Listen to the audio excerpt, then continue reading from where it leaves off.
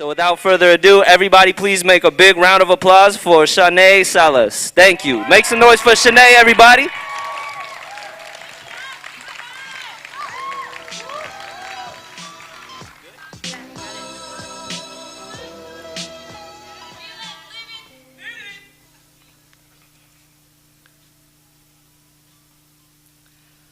On Flight 616 from SeaTac to Las Vegas International, instead of advice about seatbelts and oxygen masks, what my stewardess should have said to me was, "Welcome to the city built on insecurities. The side effects of this metropolitan pit haven't been studied yet, so it'd be best for you to play safe. I'm saying, don't open your eyes. It looks like your armor is cracking."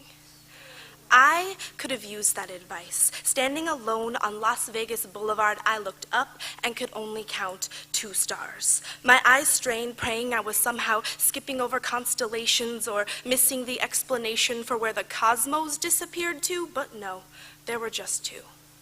So I named one after my niece, fully grown, and the other after my nephew. Growing up here, he lives under a chalkboard sky that's been wiped clean with the erasers of casino light air pollution so many times that the black of night is a dusty, dusty chalk gray. He's growing up without any stars to pray to. And looking down, I saw where all that stardust had fallen.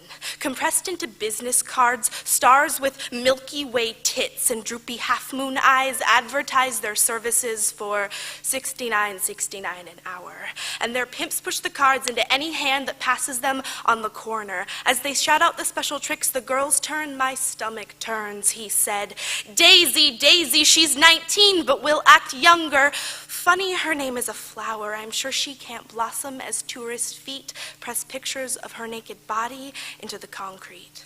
See, this is how it works. Every upright citizen acts disgusted, drops every other card to create a layer of secrets in their pockets and a carpet of smut coating the sidewalk. And I wonder if when my nephew transitions into manhood, if he'll be a real man and slip the girls into his pocket like a bad habit and trade their airbrushed body parts instead of baseball cards.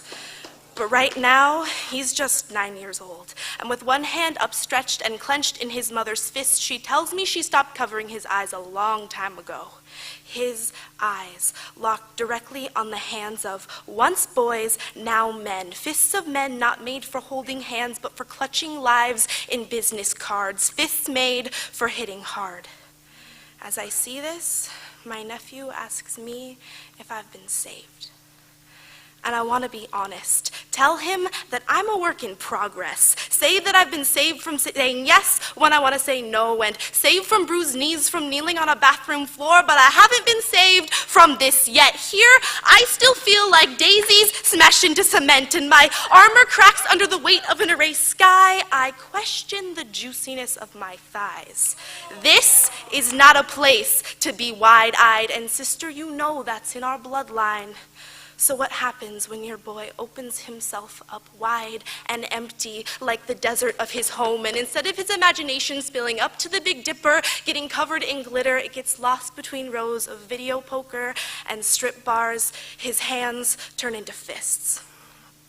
My sister says that the cross protects him, that prayer protects him and all who will repent, but I pray to constellations and there's only grounded stardust here. So when he is put to bed with his head between porn star wet dreams and prayer promises for purity, and his Saturday night sins clash with his Sunday morning lessons, and he's left alone in this mess, no stars to look up to, only down, who is he gonna pray to then? And I want to say that somehow I could help, but cracking armor can't cast molds. I'm still trying to help myself. So all I can say is this.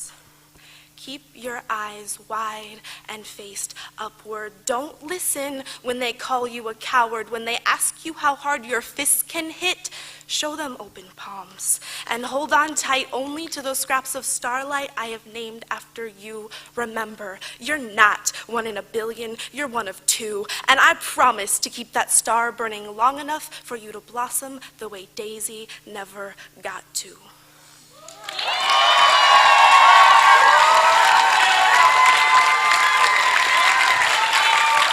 Shanay Salas, everybody, make some noise!